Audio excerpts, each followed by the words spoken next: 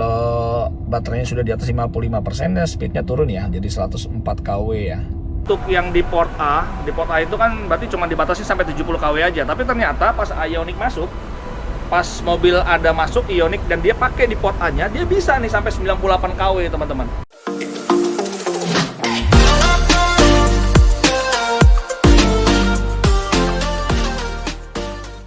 Selamat pagi teman-teman. Kita lagi di SPKLU.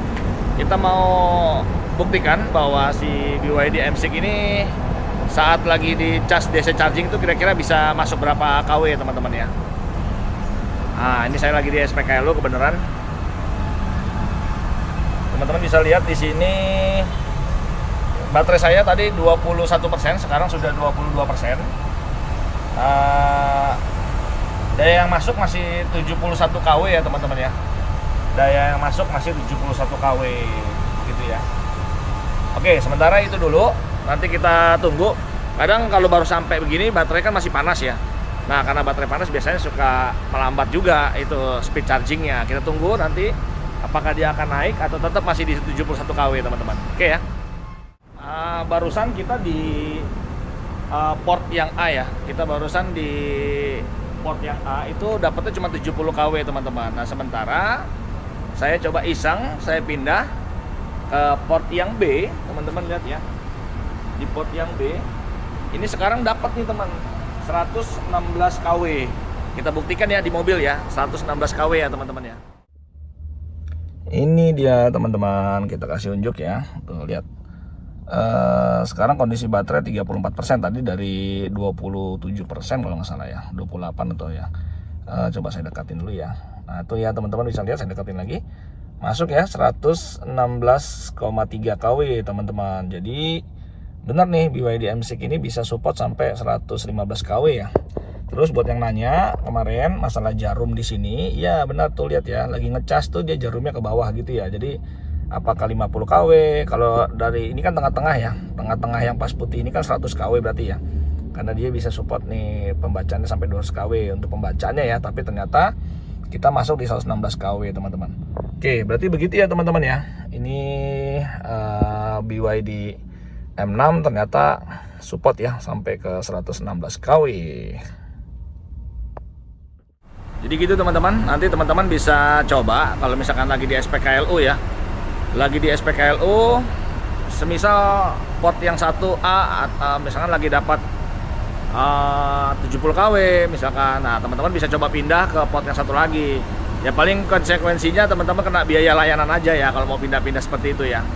Tapi yang jelas nanti kita coba analisa. Tadi saya starting dari 28% kalau nggak salah.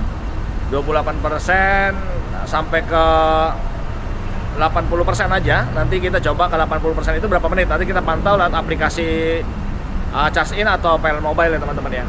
Yang jelas BYD M6 ini ternyata support ya sampai ke 116 kW bahkan gitu ya.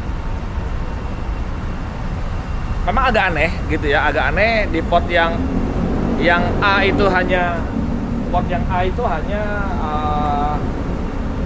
coba saya deketin ya, saya deketin biar teman-teman tahu ya. Nah ini ya, ini kan port A teman-teman. Di sini ada port A, di sini ada port B ya. Jadi teman-teman dicoba-coba aja kalau lagi di SPKLU ya. Kadang ya seperti ini kenyataannya di port A hanya 70 kW tadi waktu saya pertama kali.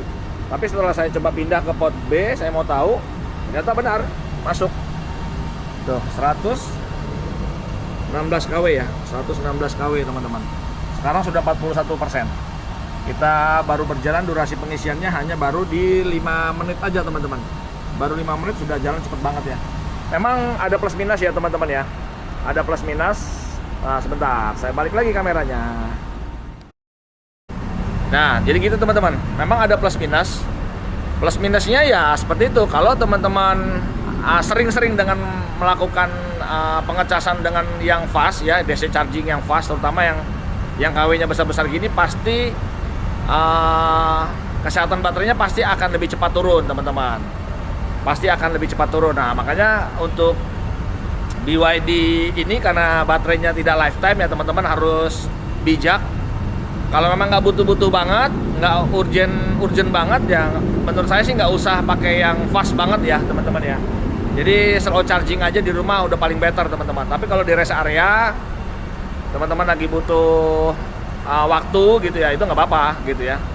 Ini saya kebenaran memang penasaran gitu ya dari speknya si BYD M6 yang bisa bilang 115 kW, tapi ternyata benar bisa sampai 116 kW bahkan gitu ya. Sengaja kemarin saya kosongin terus baterai supaya bisa ngecas di SPKLU lagi gitu ya.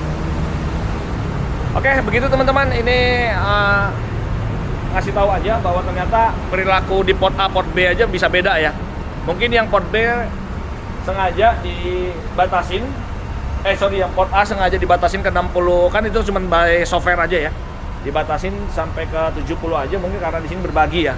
Mungkin ini awalnya jangan-jangan ada SPKLU tambahan, dispenser tambahan di area sini, jadinya dibagi-bagi. Sementara trafonya mungkin cuma segitu aja.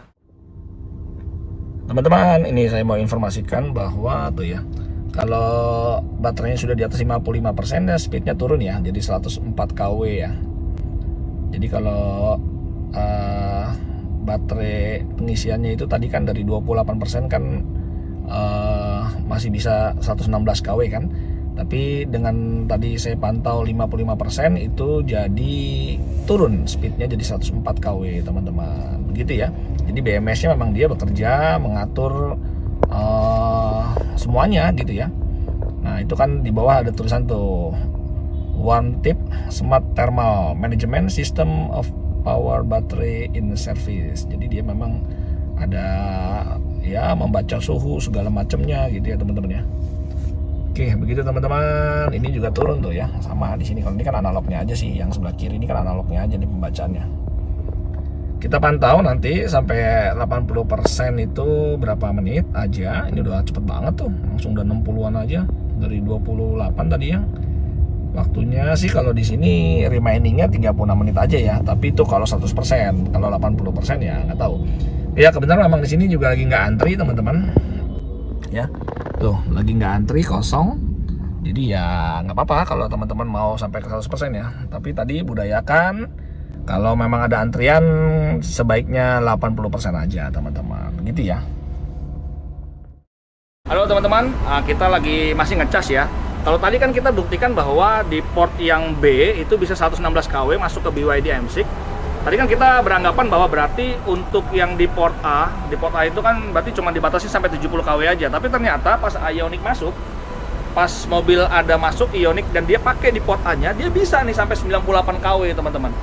Jadi di port A ini yang tadinya kita anggap mungkin dibatasi hanya 70 kW aja masuk ke BYD, tapi ternyata pas saya pantau di sini, ya ini punyanya Ioniq ini bisa support sampai 99 kW itu. Bisa sampai 99 kW. Jadi makanya saya nggak tahu kenapa. Apakah memang dari mobilnya yang membatasi kalau di port A gitu ya. Kalau tadi kita bilang bahwa di port A itu kemungkinan besar 70 kW, tapi ternyata nih pas Ioniq pakai bisa 99 kW nih. Berarti ya saya nggak tahu ya. Jadi coba teman-teman mungkin yang tahu nanti komen. Atau ada orang PLN yang paham tentang dispenser ini, kenapa kok bisa seperti itu gitu ya. Nanti bisa komen di YouTube kita ya. Oke, kita tambahin lagi. Kita sekarang sudah 99% teman-teman. Seperti biasa budaya kita kalau lagi ngecas, teman-teman tahu dari 80% ke 100% itu kan butuh waktu yang lama gitu kan, karena speed chargingnya sudah diturunin juga. Tapi karena di sini tidak ada antrian, ya saya paksa sampai 100% aja nggak apa-apa. Dan tadi teman-teman untuk BYD M6 ya dari kecepatan 29% ya tadi kita start kan 28%. Sampai ke 80% itu cuma 20 menit aja teman-teman, dengan speed charging di 116 kW ya. Jadi waktu 116 kW itu start dari 29% atau 28% ya, menuju ke 80% itu cuma 20 menit aja. Nah dari situ 20 menit 80% ke 100-nya justru malah hampir sudah 20 menit lagi juga tuh, bahkan 28 menit tuh lebih lama ya. Dari 20% sampai dari 80% sampai 100 lebih lama tuh teman-teman. Jadi ya itu kenapa kita sebenarnya cukup di 80% aja gitu ya. Oke, sudah 100% saya mematiin mobil dan langsung balik kita ke Depok lagi teman-teman. Sampai ketemu lagi di vlog kita berikutnya. Assalamualaikum warahmatullahi wabarakatuh.